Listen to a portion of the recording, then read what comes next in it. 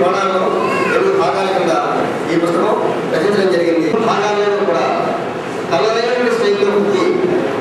ఆ భావాన్ని రాత్రే ఏ ప్రకారంగా చెప్పారు ఆయన మాటలో చెప్పాల్సిన అవసరం మనకు ఉంది. అందులో లాస్ట్ చాప్టర్ అయినా సరే